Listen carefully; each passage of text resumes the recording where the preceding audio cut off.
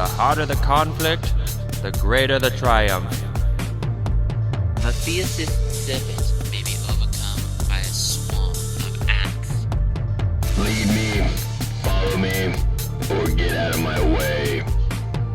Age wrinkles the body, quitting wrinkles the soul.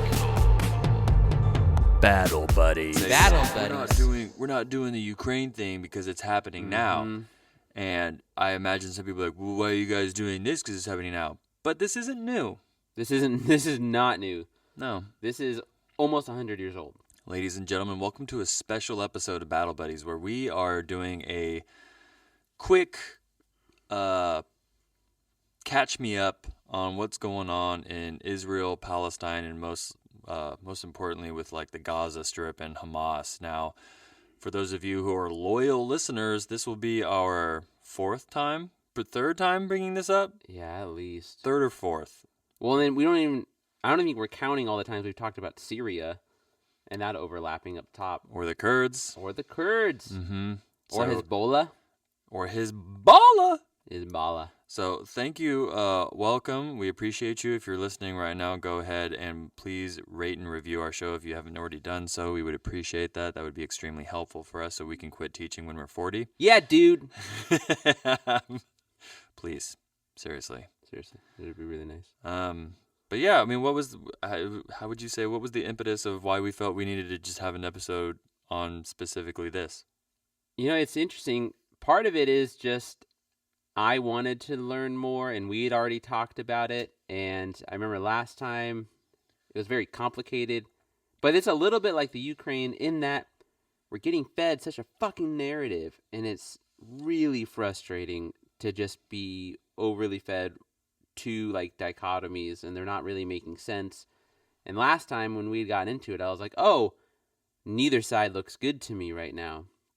And what I was thinking about today is we should acknowledge like our own bias, our own perspective. And mine is that I have no idea what it's like to fight for an inch of dirt. Mm-hmm. And that a lot of what we're going to talk about today has to do with fighting for inches of dirt. Territory. And I was trying to think about like, well, what's the closest I've been? I've had to have like complex fights where I've had to fight with like the credit union thing about how my student loans interact with my potential mortgage payment. But that's like more existential and like kind of dumb. And my life wasn't in jeopardy. Right. And I didn't have to kick anybody off. People had already done that a couple 100 years ago. Right. I was trying to figure out in my mind how to make this relatable to Americans who are entitled and have everything that they want. To me. To all of us. Yeah. And I was like, it would be, so we live in Vacaville, right? Yep. It would be like in Vacaville if Native Americans and Mexico came to Vacaville and was like, hey, actually, technically, this is our land. Right. And you and I would be stuck being like, I agree with you, but also I live here. Right. And this is where my family lives. And I took out a big old loan. Yeah. So like I said, technically, you are right. Right. Also, technically, I do live here. It's complicated. It's complicated. The last time that we spoke about this was in an At Ease episode in February of this year. So it's been almost a year since we've talked about this. And we'll link that we will link that. If you want a little bit more, I'm gonna briefly talk about what we spoke about after I kind of catch us up on the background. Today's episode is gonna be in the format of Kevin and I kind of divided and conquered here, where I'm going to be giving the background as to like what is happening to lead us to this point, and Kevin's going to be bringing us to like what's happening right now. Which I don't even know what's happening right now. Yeah, well, there's a lot going on. Well, because it's the same thing as the Ukraine stuff. Like a lot of I don't knows. Yeah, because it's currently happening. That's the fucked up and part. We're getting fed some like weird bullshit. I've been staying away from it. Yeah, it's been hard to like look at. Like I just don't know. I don't know either.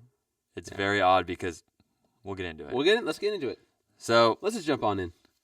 I entitled this Israel Palestine again. So the Ottoman Empire used to rule over what is today known as Palestine. It was 80% Muslim, 10% Christian, and 3% Jewish.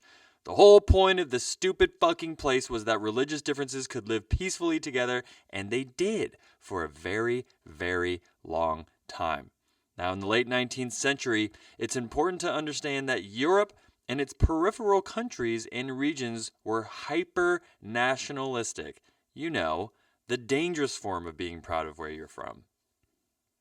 The Jewish people had a nationalistic idea called Zionism, which is essentially the idea that Jewish people needed land to call their own, right? It was like, we're not just a religion, we're also an ethnicity. Yeah, we're a nationality, ethnicity on top of a religion. Yep. So considering the fucking thousands of years of persecution, they were like, maybe we should get something out of this. Yeah. As in land. There's to call our own. multiple words in different languages for exterminating Jewish people. There you go. Right? Russian pogroms, and we have the Holocaust. Not great.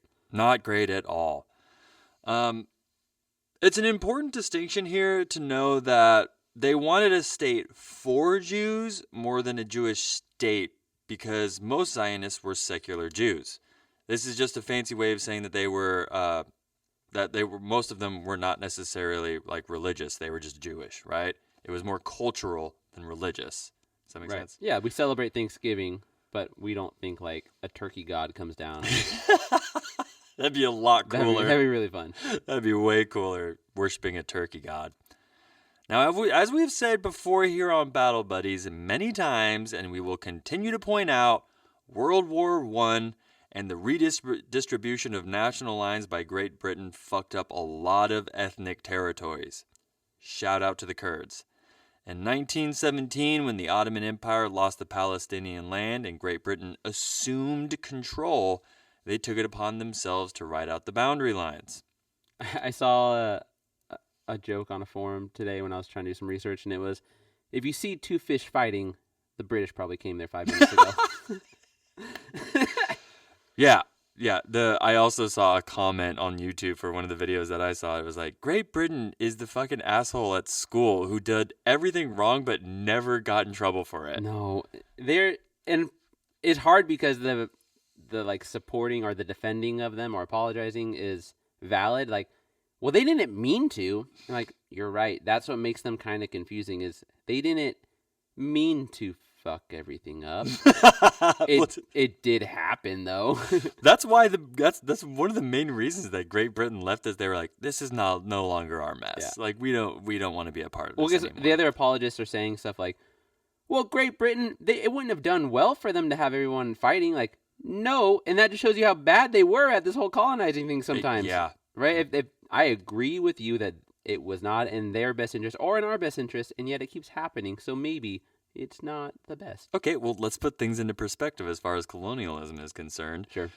That whole portion of Israel, right, and like that south part after World War I was by Great Britain, and everything north of that was given to France. Yep. Crickets. Yeah. You know what I'm saying? Like, France got out a long time ago. I was like, maybe just let Syria be Syria. Yeah. Like, maybe let Saudi Arabia just do their own thing. Anyway. Now, the writing of these boundary lines only deeply saturated a sense of nationalistic pride within the Zionistic and Palestinian ethnicities and ideologies, right? So they only got stronger in their belief that they were who they were within the confines of these boundaries. Well, the UN totally demarcated it. We're going to get there. Okay. Mm-hmm. By who accepts the demarcation and stuff. It's a thing. Yeah, it's very. I didn't realize all of that. Me neither. Like, I didn't realize, like, oh, yes, of course, this is not sustainable because the inception of it was so wrong. Yeah. Like, it didn't work. Yeah. Yeah. In the 1920s and 30s, Israel and Palestine fought against Great Britain's colonial occupation of the region. Finally, in 1947, Palestine was drawn up on the map by none other than the United Nations. There we go.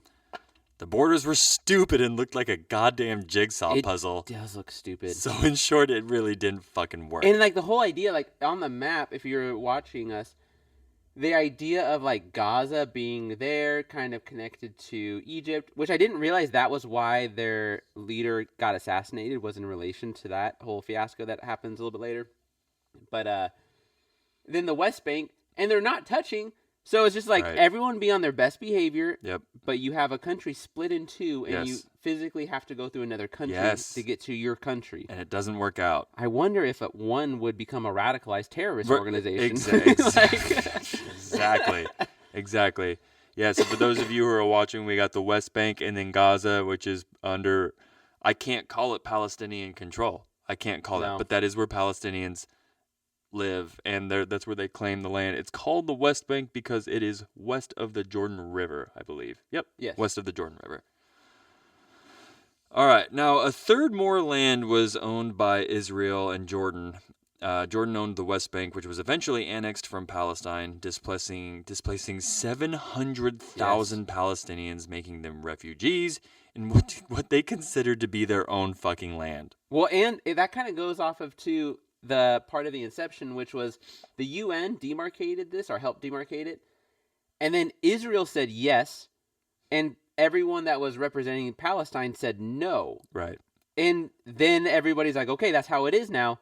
But you have like half of this separation just not from the inception saying, no, this isn't what we want. This makes our country look stupid. Like that we have like a little Hawaii over here, but we have to go through a country to get to our Hawaii. Like one that also doesn't like us. Yeah. By the way, like we're not cool right now. I never realized that Palestine didn't accept it and Israel did. Dude, I look back at a lot of my ignorance to like the early 2000s when people are... Dude, I definitely heard Fox News because my dad watched that growing up in the early 2000s when, you know, I saw students in my class wearing like Free Palestine. Right. And people on Fox would be like, there is no Palestine. It's like, but that's a fucked up thing to say. Right. That's you're ignoring the whole point. They did have a nationalist movement. They didn't agree with the UN's borders. That was what the disagreement is. Not that they don't feel like they are a united people. They absolutely created a national identity. Yes, they are an ethnicity. Yeah. That is the thing. Palestinians are a thing. Yep. And Americans, I think, have a hard time in their minds thinking like, Palestinians are just Muslims. And it's like, whoa. Not really, actually. Right. There was actually a lot of Christians in Palestine when that was a thing. Anyway.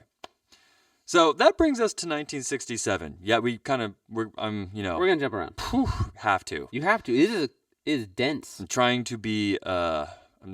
to have some brevity here. And all of the sources are so biased because they have to. The only source that I really was able to rely on today was like ABC News Australia. Like it was Australian news reporting. Is the only way I could get like some kind of a context of what the fuck is going on. I appreciate you for bringing that up. So one of my main sources, and this was one of my main sources back when we covered this in February, I will have the link in the episode bio, but there's a really cool section on Vox News called Everything You Need to Know About the Israel-Palestine, and there's a huge blurb beforehand that's like, I literally just want you to be able to stop by here, click on a topic, and just be able to kind of understand some of the complication here. He's got bullet points like, what is Zionism? What is the West Bank? What is Jerusalem?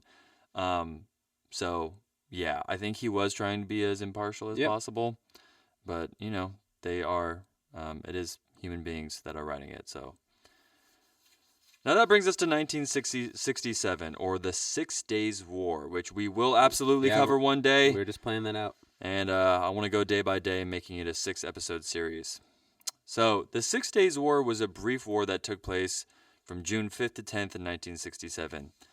It was the third Arab-Israeli War, and we're sort of coming up to like our fourth, perhaps, with this, right? So it's important to know that Palestinians are Arab, but John Green from Crash Course has a really interesting way. He's like, I'm going to butcher this, but he's like, Palestinians are Arab, but not all Arabs are Palestinians, and not all Palestinians are Arab, but there are Arabs in Palestine. Right. So it's a bit of a generalization when we call it the Arab-Israeli Wars, right? Israel's decisive victory included the capture of the Sinai Peninsula, which you can see behind us, the Gaza Strip, West Bank, the Old City of Jerusalem, and the Golan Heights. The status of these territories subsequently became a major point of contention in the Arab-Israeli conflict. So Israel won a shit ton of land in 1967. Boom, flash forward to the 1980s. The 1980s gave rise to the next upheaval of Palestinian concern of territorial sovereignty from Israel. This is where Hamas originated. Many protests were executed by the Palestinians, and Hamas carried out a suicide bombing on Israel.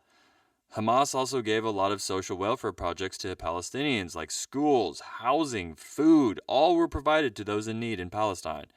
Well, and I think one thing to remember on this for like why I feel like it's so complicated was if we're looking at the UN's involvement in all this. So the UN divided this up.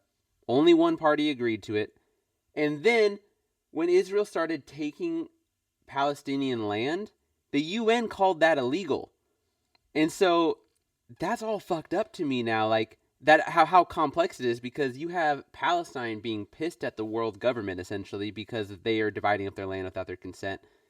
And Israel's also in trouble with the worldwide government because they are doing something against the UN's express wishes. So if you think Hamas or Palestinian terrorism in any form is without merit or without like some kind of I don't know, credibility, it absolutely is far more complex than you realize with that. I agree. I didn't realize how much land Israel took that everybody in the UN says is wrong. I agree.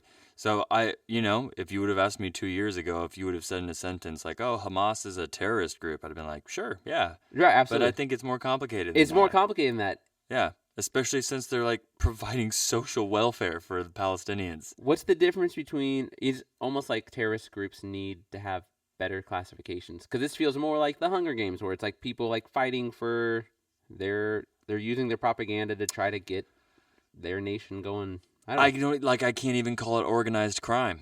No, because it seems like they're fighting for like a pretty intense ideal that I think a lot of people here in America would probably fight for if push came to shove in their neighborhood. Right. And I'm not condoning obviously not. Hamas or any of that. No, do not do suicide bombs and kill children. I just think that it's very complicated, and then we're going to get into the housing stuff later. Yeah, I watched a whole thing about settlements. Fuck the that. Settlements of meat shields. Meat shields. That's really what I believe it was. Now, in case things weren't already confusing, let's make it even more confusing. The Al-Aqsa Mosque. Okay? Now, this is a holy site for both ethnicities for two different reasons. I say ethnicities, but I also mean religion, ideologues, whatever. For Muslims, the Al-Aqsa Mosque is the terminal point of the Prophet Muhammad's journey. According to Islamic sources, the Quran indicates that Muhammad was miraculously transported one night from Mecca to this site in Jerusalem. So on that site, he led Abraham, Moses, Jesus, and other messengers of God in ritual prayer. Big deal. Yeah, so this is when he's receiving the Quran. This happens like when he's in the desert taking his visions in. I mean, part of it. Yeah, part of it, not all of it, right? So interesting, huge, massive, and technically speaking, Muslims own most part of this holy site.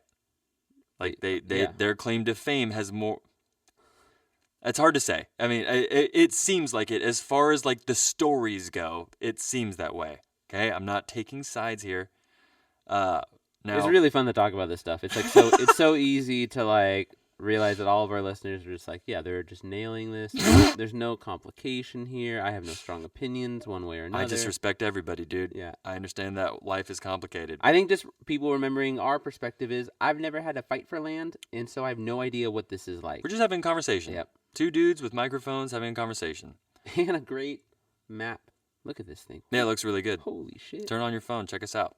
Nice and crispy. And then review us, damn it. And then review us. Unfortunately, for our page, you can only do 5 stars. Ooh. Wink, wink, joke. All right, anyway. Now, for Jews, it's the site of the Temple of Jerusalem, whose Herodian incarnation was destroyed in 70 CE.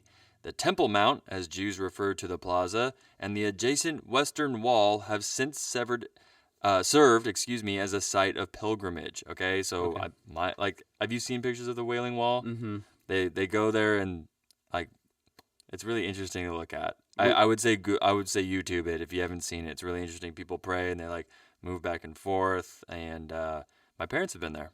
Oh, really? Yeah, people because they would have gone. people will shove notes in like the cracks Yeah. and stuff. It's a holy site, dude. We It's were at a site. holy site in India during Muhammad's birthday. It was really interesting. Yeah, it was like really intense. Yeah, I bet. Yeah. I bet. Now, what is Gaza, right? Now, Gaza is a densely populated strip of land. Go ahead and point to it for us, dude. Gaza. Densely populated strip of land that is mostly surrounded by Israel, and people almost exclusively, they're almost exclusively Palestinian. Who designed this map? I want to know more about the cartographer who was like, I got an idea. Like, let's put a big gap there. Like, why? Why? How did this happen? Stupidity. Britain is probably the short answer. If you have the answer, like if you know some of the history of the map making or like the actual demarcations, please send it to us at boutabuddieспod@gmail.com. Absolutely. Because I really want to learn more about how this fucking happened. Yeah. It's morbidly fascinating that they did it. And that other people, because this isn't just like me and you deciding something in a classroom. This is a bunch of world leaders that are trying not to kill each other at that moment. Be like, as good as we can make it. I got a hot take. I think you and I could have done a better job. Yeah, absolutely we could have. All right. We split the difference a lot more in our classroom. Yeah, you know Absolutely. what? Half and half. Absolutely. Like, that's our go-to. That's our go-to. Like, we're running chess and D&D club, and our current model is half and half. Truly. It's fine. Right down the middle. Just it works. Now, Israel used to have a military presence, but withdrew unilaterally in 2005, and it's currently under Israeli blockade. Yes. So that doesn't really mean they left, but it kind of means on paper they left. And they put a bunch of suburbs in it. Yeah. Yes. So for people that are kind of confused right now, what I'm talking about with this blockade stuff is Israel took a bunch of the land that the UN says they took illegally. So I'm not getting into whether or not we all think it's illegally taken or not. The UN says it was illegally taken. Then they started putting in suburbs in all of these areas they took, and then made the blockade around that, which to me is the most fucked up part, because you're using your civilians to try to detract military intervention from other people that are in a land dispute, a border dispute. Yeah. That is fucked up. So that does not make Israel look good to me right there. not Like, at all. I don't know if Netanyahu made that call, like who made that call to start doing that plan. I don't like that decision. It's really callous. If you go on YouTube, you guys can check out videos of these neighborhoods that Kevin is talking about. They're gorgeous. They look like I heard someone refer to it as a suburb of New Jersey. I told Hannah There's that like baseball fields there. we would have been sucked into it, because what they're offering nice. is a way for your family to have some financial stability, Yes. not be house broke, and that's literally what we do when we move. Is what's the best house we can get without getting house broke, so that we can create generational wealth and create a nice living space for our kids. Yep. And I was like, we would have done it, and then we would have been in the middle of this. And I like it really hit home to me, like I would have had to take this, because this blue collar life. You could offer a government subsidy to move there. You're like, yeah, I obviously will take that. Yeah. You just hope your government doesn't treat your life with like so cavalier. Yeah, it's wild. So cavalier with your life. Is that better? Who knows? Who cares? It's fine. Now, Don't kill each other, everybody. please do not do that. The sporadic rocket fire that's hit Israel from there since its pullback has strengthened Israeli hawks' political position, as they have long argued that any Palestinian state would end up serving as a launching pad for attacks on Israel. Gaza is governed by the Islamic group Hamas, which you have been all hearing a lot of from the news. They formed in 1987 as a militant resistant group against Israel and won political power in a 2006 U.S.-based election. Hamas's takeover of Gaza prompted an Israeli blockade of the flow of commercial goods into Gaza, on the grounds that Hamas could use those goods to make weapons to be used against Israel. Israel has eased the blockade over time, but the cutoff of basic supplies like fuel still does significant humanitarian harm by cutting off access to electricity, food, and medicine, and we wonder why the fuck Hamas is attacking Israel. So in brief conclusion, where does the United States come into play with all of this? Right? Where does the United States come into play all this? I'm glad you asked. Nailed it. Now, under the Clinton administration, which, by the way, Israel loved Clinton. They did love Clinton. Yeah. Watching all these videos, and they're like, and here's Clinton just shaking hands, and he has that big He old. has a yarmulke on. Yeah. It's a whole thing. Little did they know. That's a Monica Lewinsky joke. I was like, did he just having sexual relations with that woman? That's the joke. I was thinking like he played the saxophone. Yeah, no, it was a sexual thing. Man, as a kid, I did think it was pretty cool that he could bust out that sax. Oh, I thought you were going to say something else. All right. So I wasn't that moved. Even as a kid, I was like, meh. Should I have been more like I was like, oh my... influence?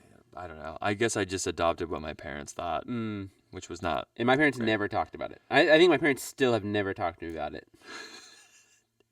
You should open up to them about it. I should ask them, like, what did they do? Yeah, what did you I don't guys- understand it. Like, have them describe it to me. Mom, if you're listening, I'm going to be giving you a call. Yeah, later. like, cigars? Something about cigars? All right, so Clinton wrote what's called the Oslo Accords, which were largely beneficial to Israel. Now, the Oslo Accords were a set of agreements between Israel and the Palestine Liberation Organization that established a peace process for the Israeli-Palestinian conflict through a mutually negotiated two-state solution.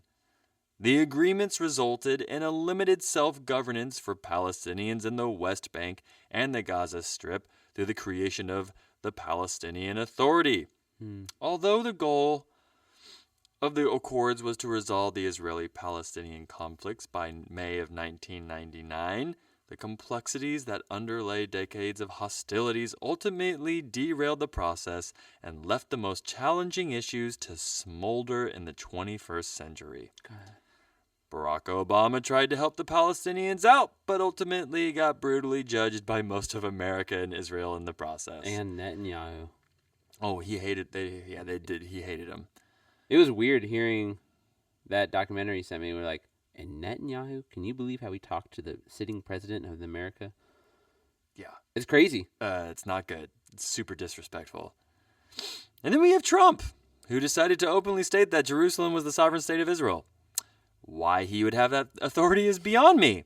I have literally nothing else to contribute to that sentence. You know, when I really, whether you like Trump or not, but when I really think about like who is the best to really finally help ease Middle East and Near East and just issues with Jews and Christians and Muslims, I think Trump has the right charisma and love to really handle this. I love the Jews.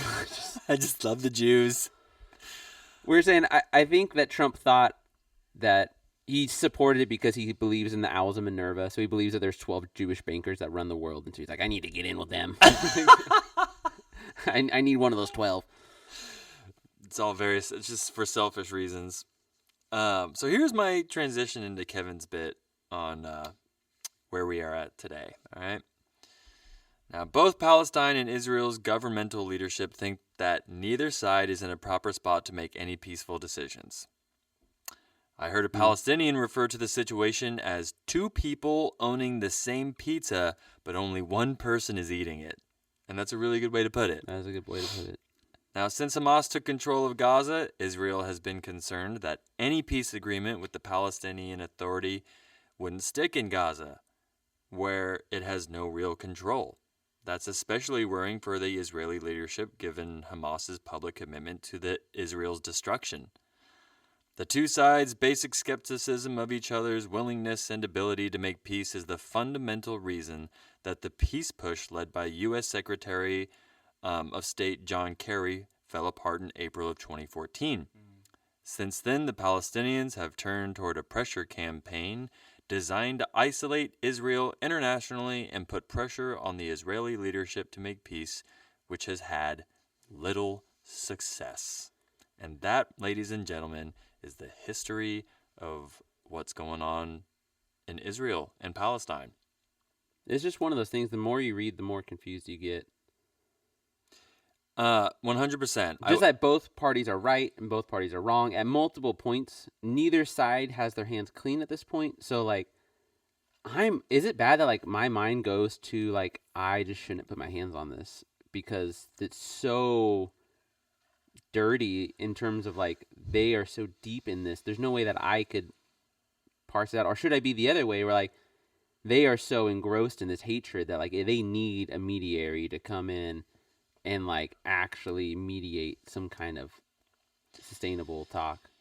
I think the best way to go about this is the whole understanding is forgiving. I think It's hard to hate somebody that you know. I think that just understanding the situation better will make us have more empathy towards the Right. situation on both sides. I mean, I'll say growing up in the United States, we've been fed a lot of propaganda and narratives that I'm just supposed to blindly follow Israel. Right.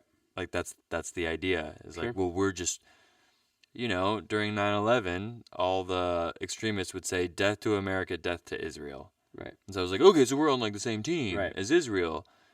But then you kind of see how Israel is treating Palestine, and it's like, well, Hamas is like extreme, and it's like, well, but so is the Israeli forces Right. who are blockading an entire group of human beings Right. on their land. And by blockade, it's not just like a piece of caution tape. Like, they have constructed enormous structures.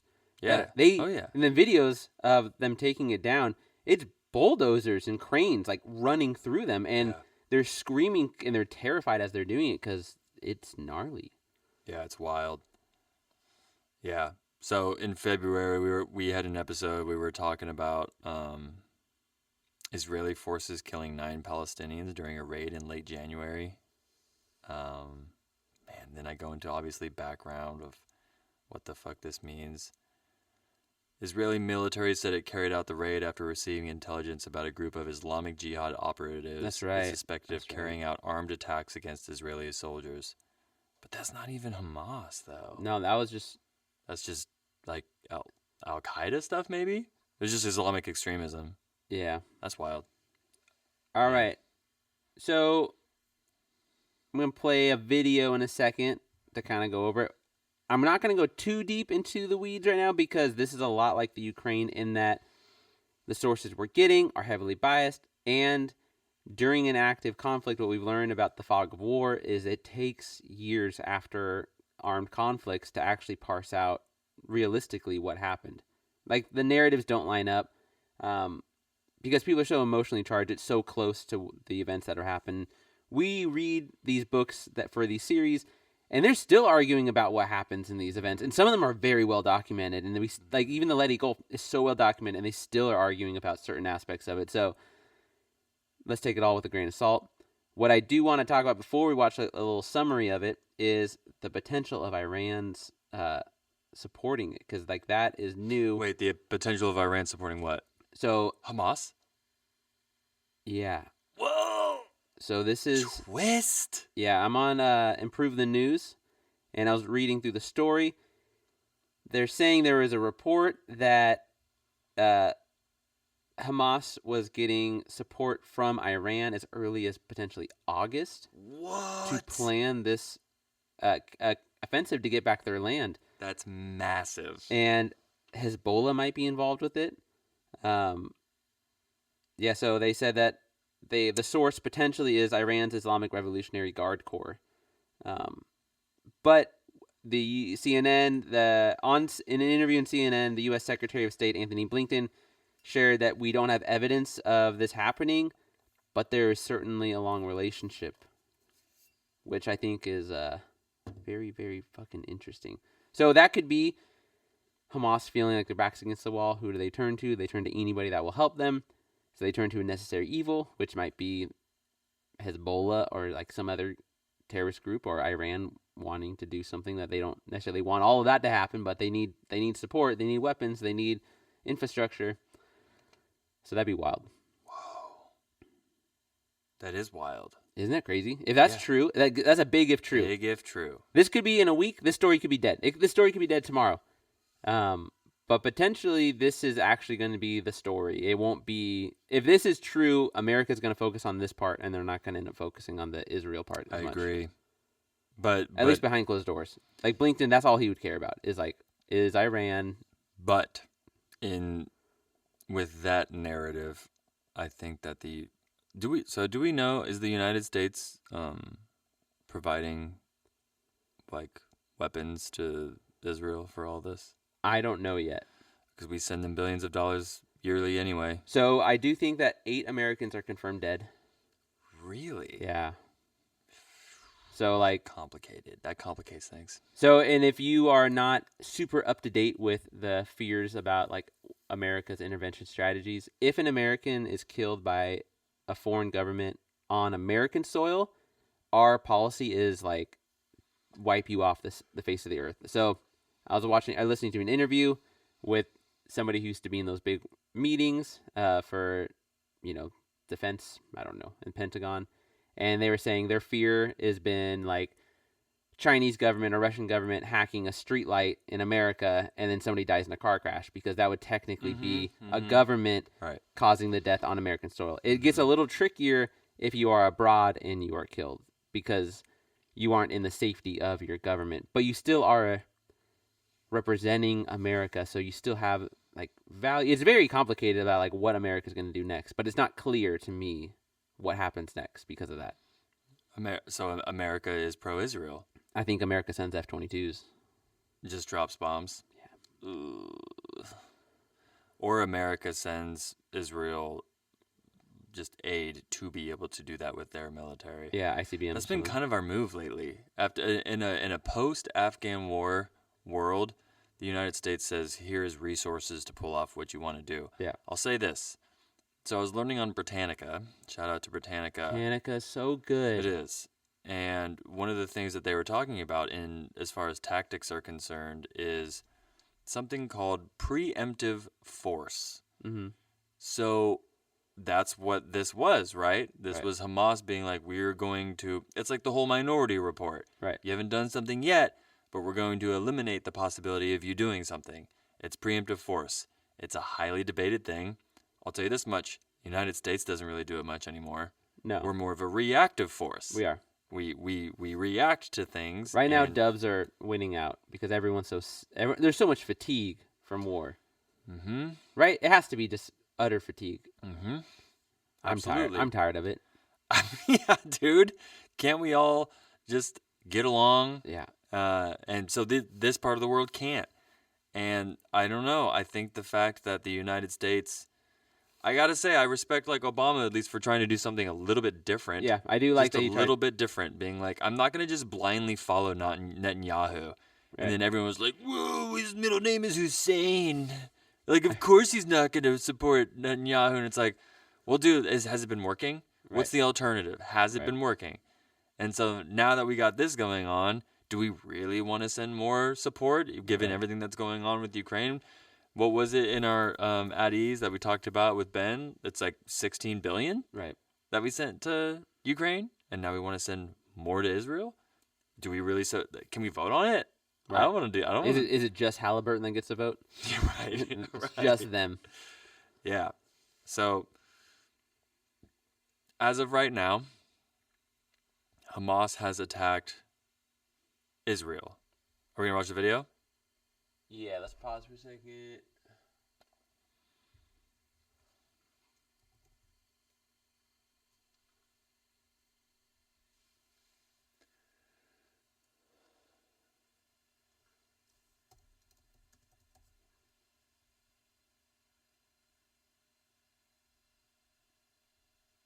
Oh yeah, this one's short. This is the one I watched.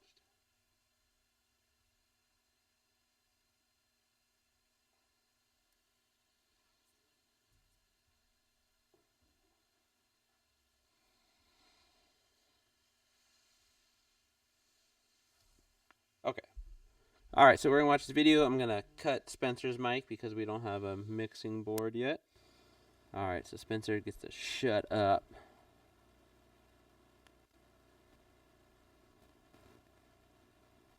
All right. Bad boy down a little bit. Palestinian militants from the armed group Hamas launched a surprise coordinated attack on Israel by land, sea, and air on Saturday morning. With hundreds killed, the attack is the largest and deadliest in years and prompted an Israeli declaration of war. Here's how it unfolded. At around 6:30 a.m., the attack began with a barrage of rockets. Shortly after the first reports of rocket fire, Hamas fighters entered Israel near the Kerem Shalom crossing, an important checkpoint between Israel and Gaza. The video released by Hamas shows its fighters breaching the border fence and attacking the military base there. Fucking crazy, yeah. Around the same time, Hamas fighters also raided and captured Israel's Erez border crossing station.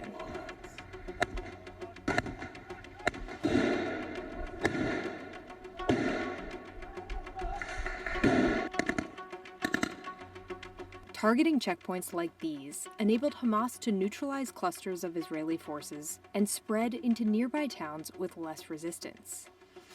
By 7:30 a.m., Israelis began seeing groups of Palestinian militants arriving in towns and cities. The incursion fanned out into 9 towns near the border with Gaza. In the city of Sderot, Palestinian militants clashed in the streets with Israeli police and military.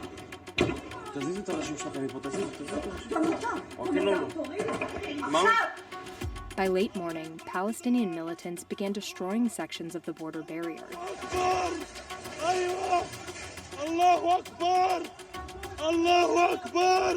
What started as a small penetration of the Israeli border became a wide-open corridor.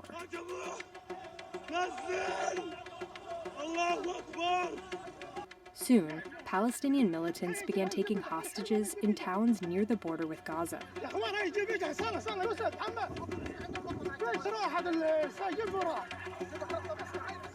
Many hostages were taken back to Gaza and driven through the streets.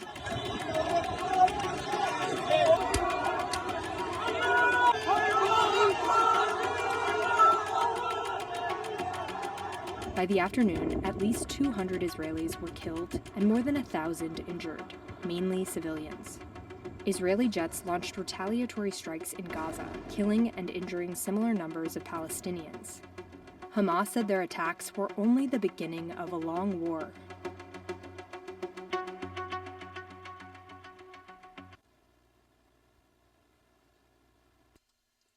Okay. Bro, that video was fucking wild. It is intense. When they're like punching the fucking the hostages. Yeah. Whoo!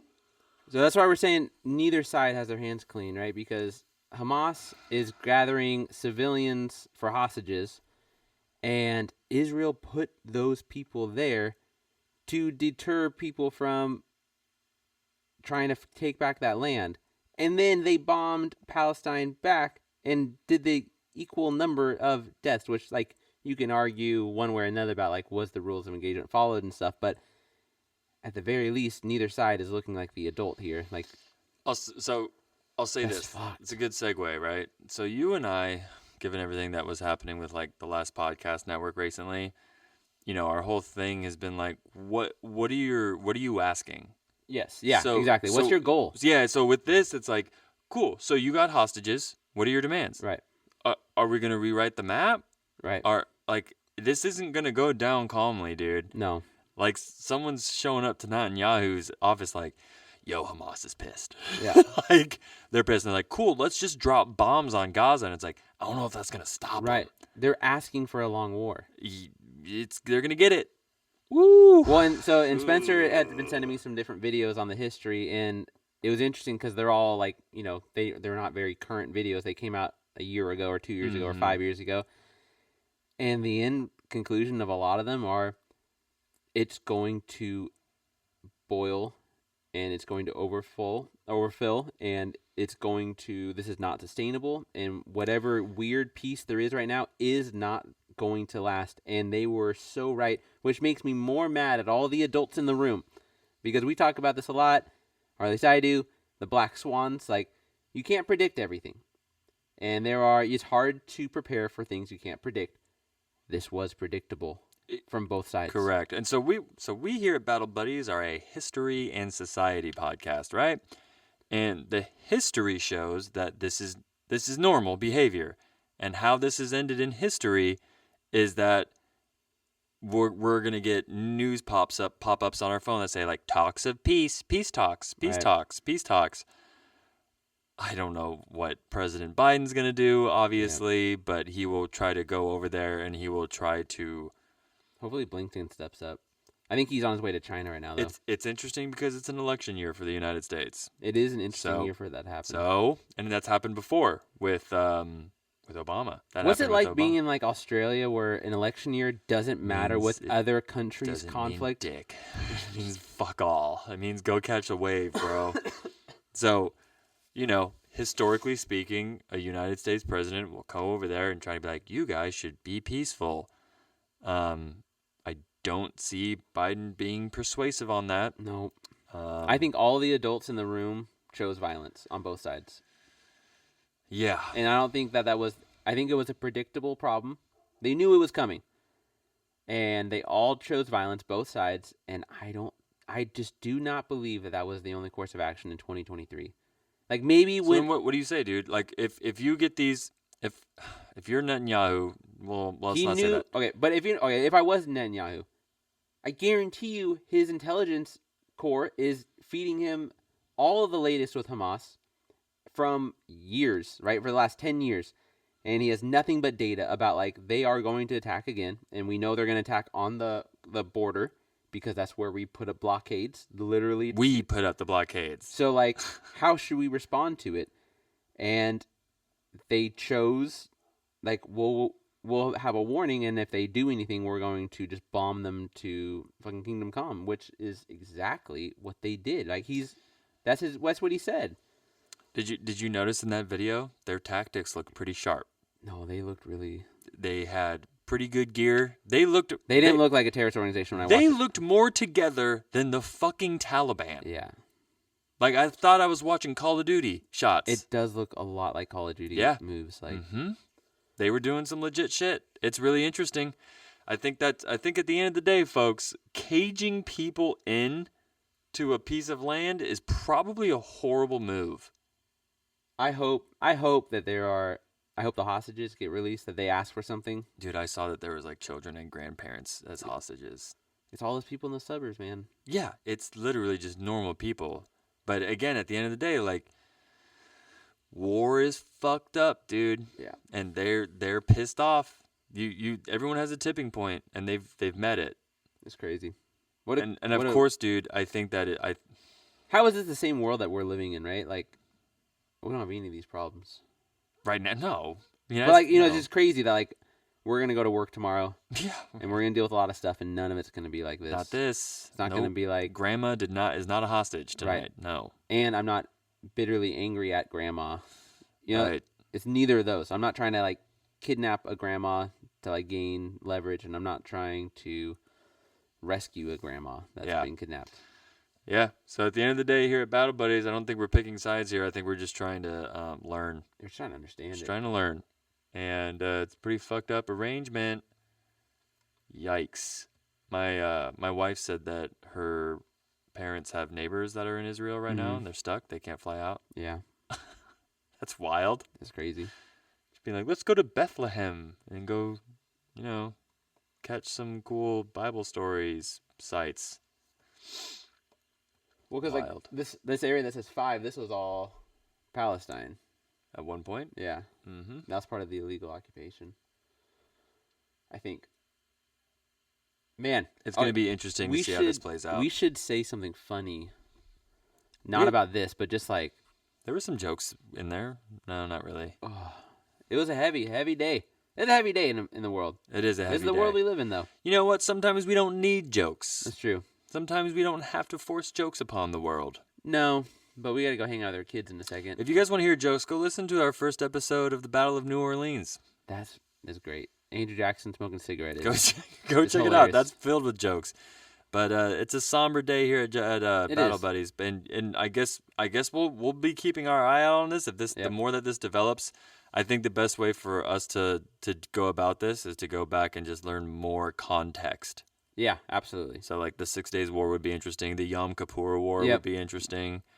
And the uprisings, I forget they have a term for it when the Palestinians tried to uprise. Totally. But it starts with an I. I'm not going to try to even say okay. it. Well, yeah, But they had a there's couple of those, and so like those are interesting too.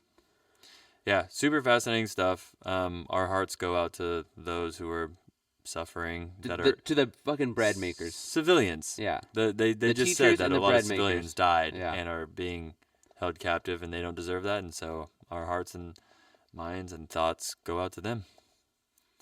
But yeah, thank you for listening, folks. Thank We you. appreciate you for stopping by. Hopefully you learned something. Next week is more Battle of New Orleans. Yes, sir. Hell yeah. It'll be back. Thank you for listening, and we'll see you next time. Bonsai.